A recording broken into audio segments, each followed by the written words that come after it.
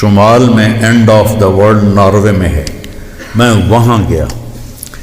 اس علاقے میں 2 مہینے سورج نکلتا نہیں. 4 اگست کو 20 منٹ کی رات تھی.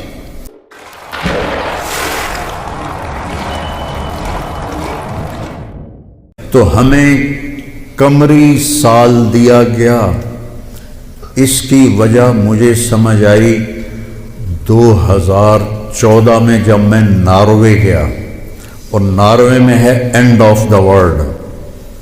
شمال میں and of the world Norway میں ہے. میں وہاں گیا. اس علاقے میں 2 مہینے سورج نکلتا نہیں اور 2 مہینے ڈوبتا نہیں.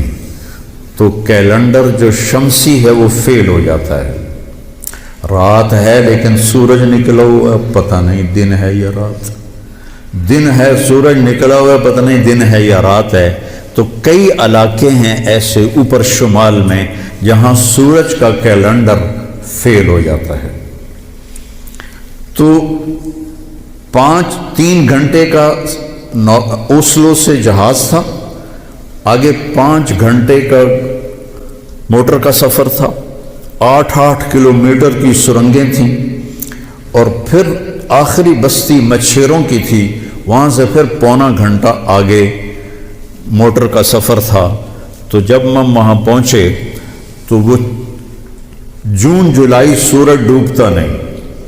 1 اگست کو ڈوبنا شروع کرتا ہے. اور ہم 4 اگست کو پہنچے. اور شروع میں بس 1 تاریخ کو ایسے ڈوبتا ہے ایسے نکل آتا ہے. پھر 2 کو تھوڑا سا وقفہ کرتا ہے. 3 کو تھوڑا سا وقفہ کرتا ہے. 4 اگست کو 20 منٹ کی رات تھی.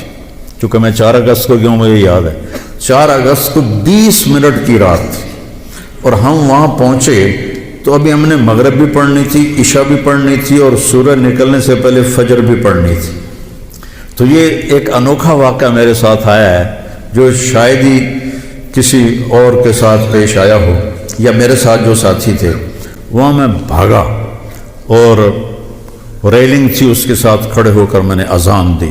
مجھے اللہ کی مخلوق کو 2 دفعہ دیکھ کے ہیبت طاری ہوئی. ایک ماؤنٹ ایورسٹ کو دیکھا جب وہ پوری طرح ننگا تھا، چوٹی خالی تھی.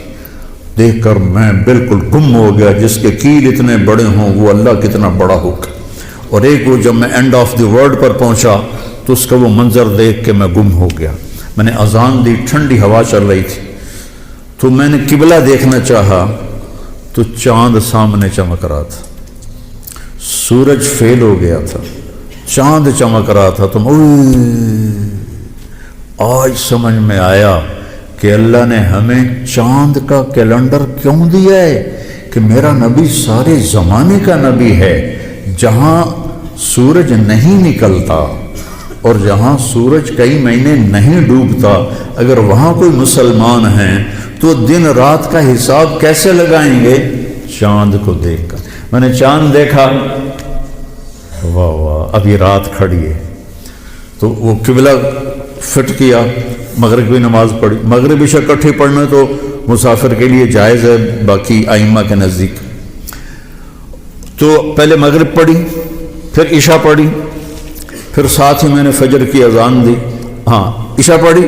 ایک وطر پڑھنا بھی سنت ہے. تو میں نے کہا بھائی آج ہکو وطر پڑھو کدیں فرض نہ نکل جاوے.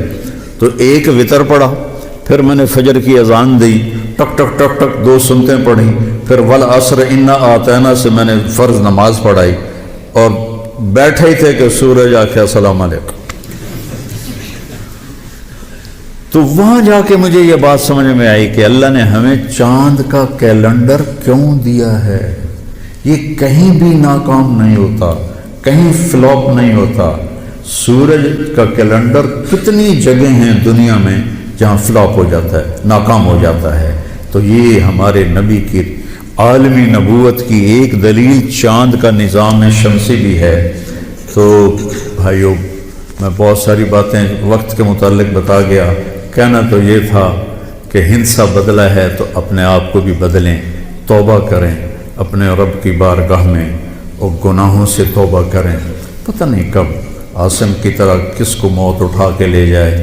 تو نہ جانے بلا لے پیا کس گھڑی، تو کیا کیا کرے گی کھڑی دن کے دن. نہ جانے بلا لے پیا کس گھڑی، پتہ نہیں کب موت کا ڈنکا بج جائے۔ تو بھائیو اس سے پہلے توبہ کرو، اپنے رب کی بارگاہ میں جھکو، فرائض ادا کرو، 5 نمازیں پوری پڑھو، جھوٹ نہ بولو، سچ بولو، دھوکہ نہ دو، دیانتداری سے چلو، بدکاری نہ کرو، نکاح کرو، نشے نہ کرو، حلال پیو، حلال کھاؤ، حرام نہ کماؤ، حلال کماؤ، ماں باپ زندہ ہیں تو ان کے آگے اف بھی نہ کرو، بیوی بچوں سے حسن سلوک رکھو، روب جمانا نہیں، ماں باپ سے کہتا ہوں اولاد کی عزت کرو، اولاد کو عزت دو، انہیں ڈانٹ ڈپٹ سے نہ چلاؤ، پیار سے چلاؤ۔ اولاد سے کہتا ہوں ماں باپ کے آگے اف بھی نہ کرو کہ وہ تمہاری جنت ہیں، وہ تمہاری جنت کے دروازے ہیں، اور اپنی کمائیوں میں حلال رکھو۔ ایک دوسرے سے لڑے ہوئے ہو تو صلح کر لو، کہ اللہ پاک کو آپس کا لڑنا بالکل پسند نہیں ہے۔ اور اب یہ سیاست کا بازار گرم ہو رہا ہے، یہ نہیں منافقت ہے، منافقت کے سوا کچھ نہیں ہے، اس سے دور ہی رہو تو اچھا ہے۔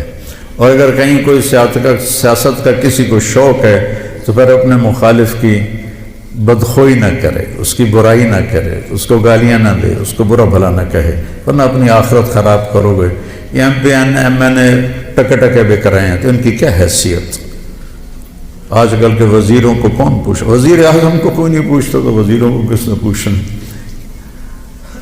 جب میں لاہور پڑھتا تھا تو مغربی پاکستان ہوتا تھا، ایک صوبہ، اور اس کا گورنر تھا امیر محمد خان اکیلا، اور پورے مغربی پاکستان کے 11 وزیر تھے۔ ان کا روب بھی تھا، ان کے پاس پاور بھی تھی، ان کا پروٹوکول بھی تھا، وہ دیانتدار بھی تھے۔ کیا کریں، اپنے اوپر ہی روئیں، آنسو بہائیں۔ تو بھائی توبہ کرتے ہو سارے؟